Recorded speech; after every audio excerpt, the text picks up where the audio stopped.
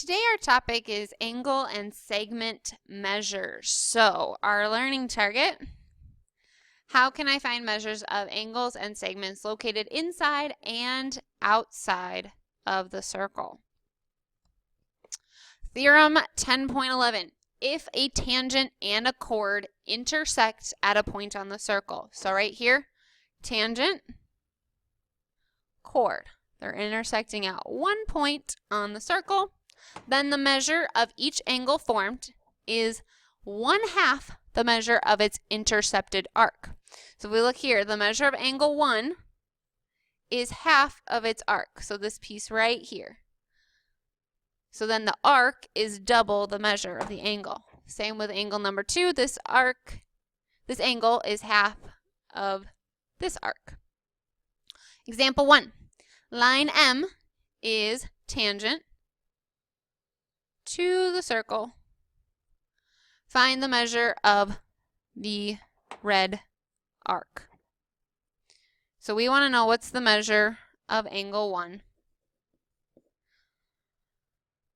If we look, the intercepted arc has a measure of 130 degrees. So if we set up our equation, the measure of angle 1 is half of its intercepted arc.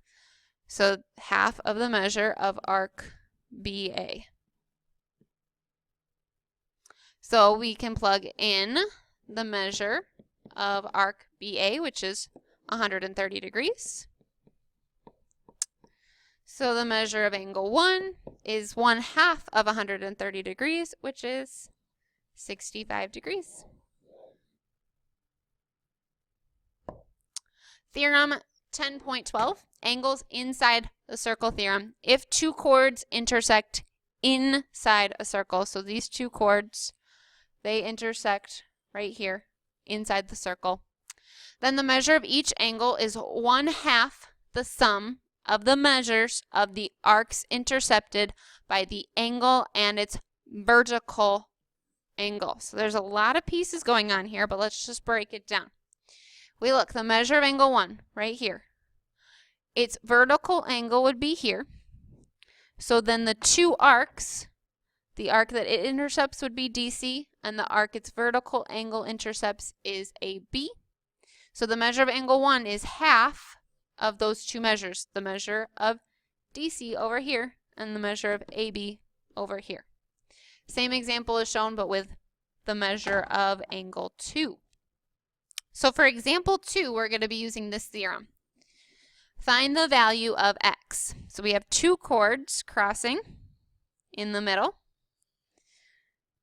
X, and then its vertical angle. So we're using these two measures here.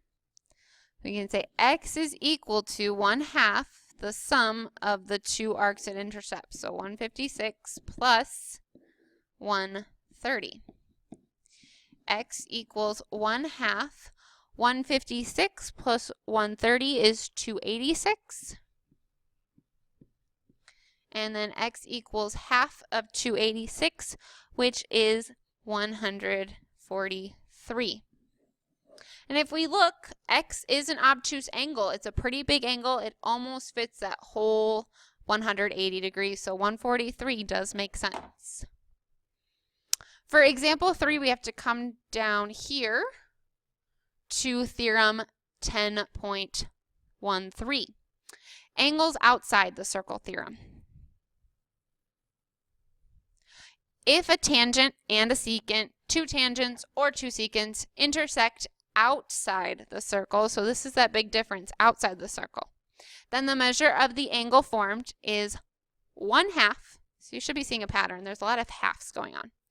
The difference, so now instead of the sum, we're using the difference of the measures of the intercepted arcs. So here are 3 different cases. Here we have a tangent and a secant.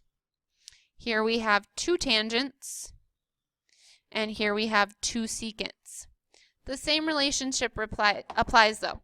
So for this angle measure, we use the measure of the bigger arc minus the smaller arc. So it does go big to small. All right. So if we look at example number 3, find the value of x. So So we have a tangent and a secant. We want to know x. So x is going to be 1/2 the difference of this bigger arc here and the smaller arc of 76 degrees. X equals 1/2. 178 minus 76 is 102. Half of 102 is 51. So x, the measure of that angle, is 51. Flipping over to the back of your paper, Theorem 10.14, segments of chords theorem. If two chords intersect in the interior of a circle, then the product of the lengths of the segments of one chord is equal to the product of the lengths of the segments of the other chord. So what we're really doing is we're breaking chords into two pieces. See where they intersect? So this piece right here and this piece, their product is equal to the product of the piece of this chord and this piece of that chord. You're just taking the different pieces and multiplying them together. So if we look, we want to find ML and JK. To do that, we first need to solve for x. So we're taking this piece of this chord and multiplying it by this piece of the chord, setting it equal to the two other pieces. So we have this piece of chord KJ and this piece of chord KJ. Now, we have x plus 2 times x plus 1, which is the product of two sums. So we're going to go back to that box method, which we've used earlier in the chapter. X plus 2 times x plus 1. Multiply your tops and bottoms, or tops and sides. X times x is x squared. 1 times x is 1x. 2 times x is 2x. And 2 times 1 is 2. Add up your like terms. We have x squared is all by itself. 1x plus 2x found nice in that diagonal, so plus 3x. And then 2 is all by itself, plus 2. Equals x times x plus 4. We just need to distribute that x to both terms. X times x is x squared, and then x times 4 is 4x. Solve this for x. We have an x squared on both sides, so minus x squared minus x squared. Those both cancel, leaving us with 3x plus 2 equals 4x. To get x by itself, we need both x's on the same side of the equation, minus 3x on both sides. 2 equals 4x minus 3x is just x. Now we're not done because we wanted ML and JK, so we need to plug x in. X is 2, so 2 plus 2 is 4, and then here 2 plus 1 is 3. So ML would equal 4 plus 3, which is 7. For our second chord, JK, we have x plus 4, so 2 plus 4 is 6. And x is just 2, so 2 plus 6 would give us 8 for the length of chord JK. Last little piece, Theorem 10.15, segments of secant theorem. So if two secant segments share the same endpoint outside of the circle, so we have secant here and a secant here, and they share this endpoint of E. Then the product of the lengths of one secant segment and its external segment equals the product of the length of the other segment and its external segment. So I want you to be really careful when you're working with this because it can be confusing, but we want the length of the external piece, so the piece outside the circle, and then the length of the whole piece, so EB, the whole thing. So the outside piece times the whole. equals the other outside piece times the other whole. All right, so example 5 practices this. So we have two secants intersecting at the same point. So we can say the outside piece, 6, times the whole. Well, what is 6 plus 9? 15.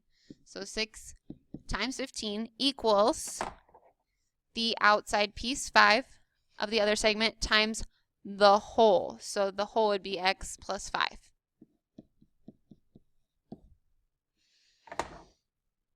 Six times 15 is 90. Distribute the 5. We get 5x plus 25. Subtract 25 on both sides. We get 5x equals 65. Divide both sides by 5 to get x by itself, and we get x equals 13. For our last example 6, we're going to use theorem 10.16, segments of secants and tangents theorem. So if a secant segment and a tangent segment share an endpoint, so we have our secant segment here and our tangent segment here, and they share this endpoint, E. Then the product of the lengths of the secant segment and its external segment equals the square of the length of the tangent segment. So for the secant, we're still using that outside piece and the whole. But for the tangent, we're just squaring the tangent piece. So right here, that's that piece we're changing for the tangent. So in example 6, we have an example of this. We have our tangent and our secant. So the tangent piece squared equals the outside piece of the secant times the whole. So 1 plus 3 is 4. X squared equals 1 times 4 is 4. Take the square root of both sides and we get x equals 2. All right, that's all the notes I have for you today. Thank you for watching this video, and please subscribe to my YouTube channel. And also remember to take your video notes quiz for this section.